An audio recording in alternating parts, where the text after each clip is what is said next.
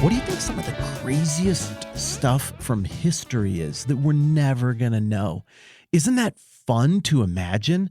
The crazy stuff that happened in ancient Greece, the things that Alexander the Great might have done, or entire empires who are just gone, got wiped from the face of the earth by a natural disaster or some kind of plague, or they got wiped out by an enemy you have heard of, and they're like, nah, we hated these people so much, nobody's even going to know they existed. We're not even going to record that we defeated them. They're just gone. It's kind of wild when you sit around and try to do the math in your brain as to what percentage of stuff that happened is recorded in some way or known in some way, and what percentage of stuff that happened is just totally gone.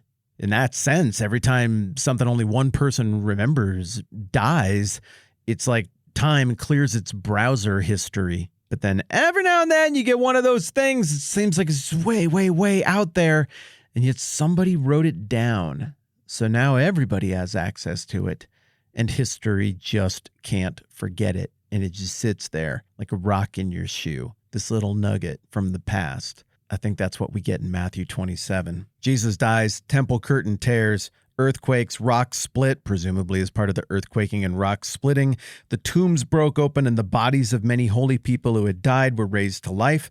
They came out of the tombs, and after Jesus' resurrection, they went into the holy city and appeared to many people. I want to come back to the question that we were just looking at. Like, how does this happen? How does this get forgotten or mostly forgotten? But first, let's just try to break down the text here in terms of the timeline and what it looks like actually happened. So you got the earthquake and the rock splitting. Like I said, I think that's probably meant to be connected to the idea of these tombs opening up. Whether that's related or not, pretty clearly the idea is that there's this tremendous unleashing of power.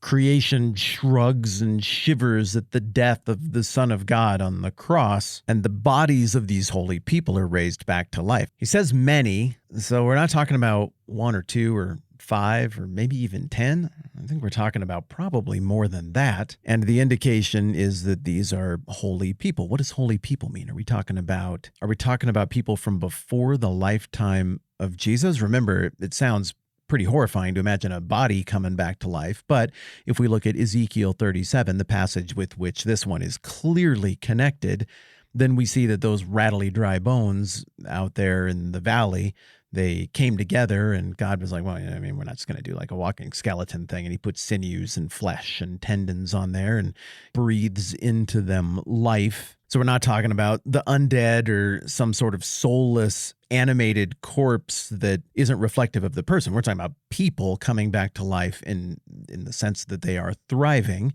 And so are we talking about people from way back then? I mean, they could be totally dry bones. That's the reference to Ezekiel 7. I don't think we get a time frame for how long we're talking about here.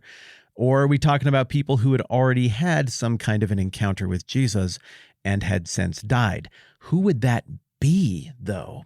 I think this is going to be a fun exercise. Who knew Jesus while he was alive and probably would have believed in him, been a kingdom citizen, if you will, but now is dead, and we know that for sure? Well, it looks like Joseph was probably dead. Did Joseph come back to life? Would he be one of the holy people who knew Jesus and then died? It seems weird that Jesus would hand Mary off to John if Joseph was coming back. But maybe Joseph, and we haven't talked about how long this is for. Did these people go on to live regular lives and then just die, or were they gone? So I don't know. It's kind of interesting to think that maybe there's some kind of reunion there with his dad. I'm just musing. Then what about Anna? Anna and Simeon, the people who, that's in Luke, right? All right, I'm going to go look.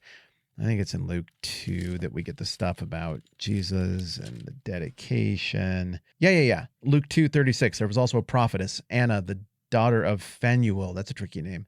Of the tribe of Asher. She was very old, and she lived with her husband 7 years after her marriage, but then was a widow until she was 84. She never left the temple, but worshiped every night and day, fasting and praying. Coming up to them at that very moment, she gave thanks to God and spoke about the child to all who were looking forward to the redemption of Jerusalem. And then right before that, Simeon is another person who says, this child is destined to cause the falling and rising of many in Israel and to be a sign that will be spoken against, so that the thoughts of many hearts will be revealed and a sword will pierce your own soul too. Simeon said that to Mary, offered that as a blessing. That's a pretty intense blessing. Then he also said stuff when he took Jesus in his arms. This is Luke 2. This is like little kid Jesus. Sovereign Lord, as you have promised, you now dismiss your servant in peace. For my eyes have seen your salvation, which you have prepared in the sight of all people, a light for revelation to the Gentiles and for glory to your people Israel. Wow, there's a lot there. Maybe I'm forgetting some obvious people from the story of Jesus' life. Let me know if you can think of any that are slipping my mind as potentials for who might have been a holy person from the past who would have been up and about. But let's just game that out a little bit. What message does it send when a few days later, after Jesus' resurrection, these people get up and walk into the city? I mean, I think it's going to have a similar effect on people who have said their goodbyes and have known that this person was gone for a long time, as the culmination of all of this stuff has on the centurion here in Matthew 27, who in the next verse sees everything that's going on, is like, oh, whoa, surely this guy was the Son of God. So if we take this at face value, which I do, and I acknowledged that there is an apocalyptic literature, symbolic view that some people hold. I talked a little bit about that yesterday.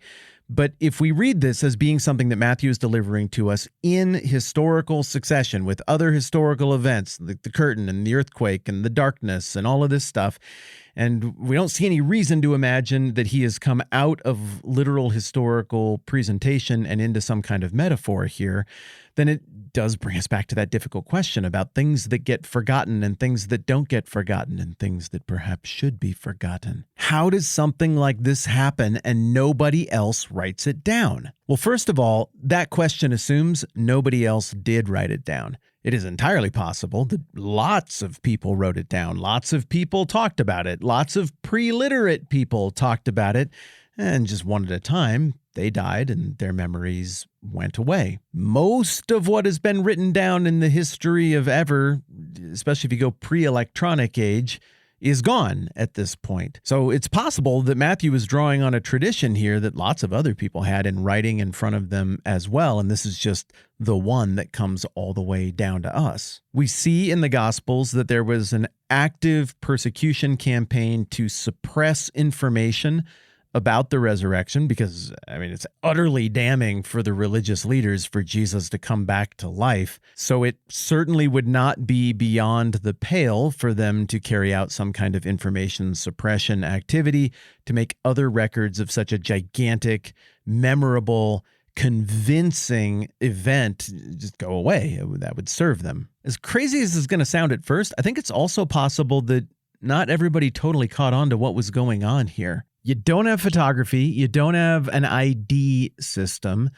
Most people wouldn't know what any famous people look like at this point in history. You'd only know them by what outfit they're wearing and what the heralds call when they come rolling into town. Maybe the emperor and a few prominent politicians would have had sculptures or portrayals duplicated and circulated enough that a handful, half a dozen people, maybe in the entire empire at any given time would be known just by how they look, if even that. Remember, somebody had to kiss Jesus in order for people to even know who he was, and he was among the most famous people in this little window of history ever. Everybody was excited about him. He was the biggest deal in the entire city, but people still didn't know what he looked like because of the nature of the time. Maybe dead people came back into town, and the people who knew who they were like, what the heck? Like, that's a dead guy. I missed you. It's so good to have you back. And I recognize you because of how your face is. But maybe other people, it was easy for them to be skeptical because they were like, well, prove it. Like, how do I know that guy was dead? He seems fine to me. Just because a few of you are saying he was, like, I don't know, maybe you were mistaken. I don't know him. Part of what you got to take into account here is that it is possible for an event like this to happen, and because of the limitations of identification at that moment in history, a suppression campaign, an active attempt to counter this information could theoretically be effective in sowing doubt to the point that nobody would really want to write it down. Another historical factor that I think we need to take into consideration here is the question is, how long were these people alive if this is to be understood as having literally happened? Were they alive for a few days and then they just went away? Maybe they ascended along with Jesus in Acts chapter 1 when that happens. Some people argue that. I can't name any of the people who I've heard make that case off the top of my head, but I've heard people say that, all these people, they ascended into heaven, like the prophets of yore in the Old Testament. And I don't know, I don't really see anything in the text to suggest that that is true. I think the most natural expectation would be that the same thing happened to them that happened to other people who were resurrected. That kid in Nain over in Luke, Lazarus, the people who were resurrected in the Old Testament, I assume they all just lived and then died again, which is weird, but Matthew does seem to be using this as an apologetic, that is to make the case that this happened. He's like, they went into the holy city and appeared to many people, kind of like, hey, you could go ask around, you could go check and figure out whether or not that happened. Another thing to keep in mind is that there's sort of a continental divide that happens here at the death of Jesus in Matthew 27:50, where everything after that, granted it's only a chapter and change, but everything after that has a lot of emphasis on the physical reality of Jesus' resurrection. Like, he was there, he was eating stuff, he was hanging out with people, other people came back to life. People saw him. They were in the city. They were around. These things are testable. They were physical. They were real. This is not a hallucination. Matthew is really tripling and quadrupling down to make sure that we don't take him figuratively in regards to resurrection with Jesus. And it sounds like he's using some of the same techniques to make sure that, as hard as it is to believe, that we're taking him literally on this point as well. Yeah, I'm still working on this resurrected dead people walking around in Jerusalem thing. We're going to need another day on this, but that will be it. Tomorrow we will wrap up this stream of thought and try to just nail down the big picture. Why is this stuff here? What is it meant to accomplish? And how does that set us up for where we go next in the text? So we'll hit pause. We'll pick it up where we left off tomorrow. I'm Matt. This is the 10-Minute Bible Hour podcast. Let's do this again soon.